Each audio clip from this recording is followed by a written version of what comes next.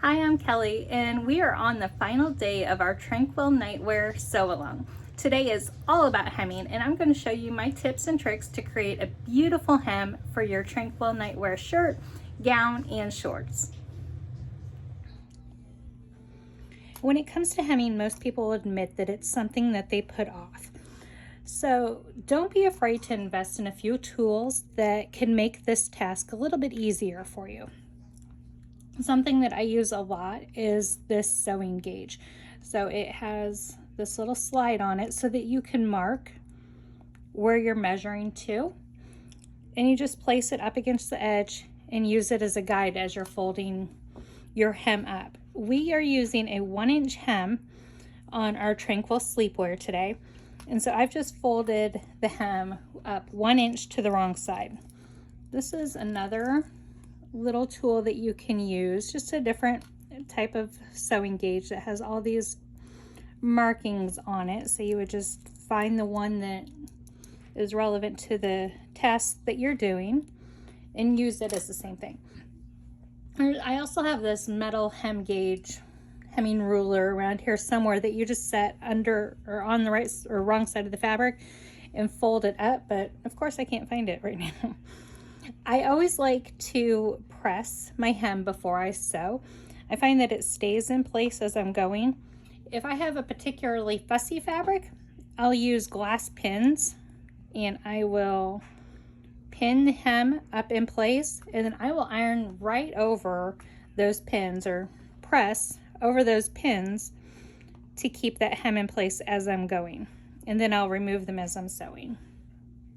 So yes, when you are sewing, you really do want to have the head of the pin out this direction so that you can remove it. But as I'm pressing, I find that if I put the head of the pin on that side, then I can press right over it. And even though it's a glass pin and it won't melt, it's a little bit more secure to me. And then I'll just flip them over that direction as I'm pressing.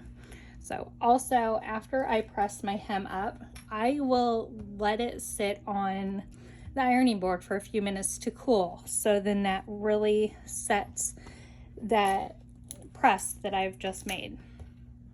So I'm going to use my cover stitch machine to hem this in place. You can use a sewing machine if you don't have a cover stitch machine. You can use a sewing machine if you don't have a cover stitch. That is not a problem. I would use either a twin needle or a zigzag stitch to sew this, because you do want this hem to maintain its stretch, and a straight stitch will really limit that, and you risk popping the hem if you use a straight stitch. So I'm going to take this to the cover stitch machine and top stitch this in place. So as I cover stitch this in place, or top stitch it, I like to run my finger around the front here to feel for that raw edge underneath. So I just run my finger on the front, and then I'm making sure that that stays lined up with this marking right here on my cover stitch. If I was using my sewing machine, I would do the same thing. I would just find a reference point for that foot to ensure that I'm catching that raw edge.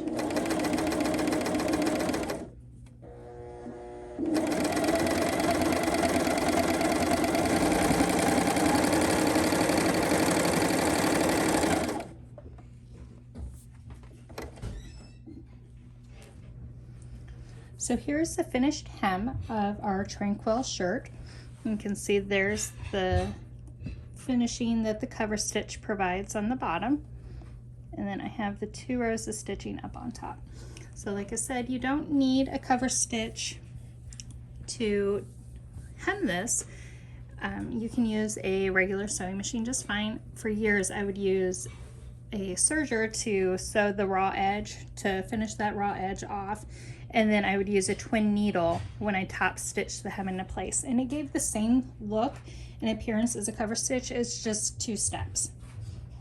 So you will hem the night shirt and the Tranquil shirt and the Tranquil shorts all in the same manner. And that is it. After you have your hemming complete, you have completed your project. So congratulations. Thank you for joining me for this sew along.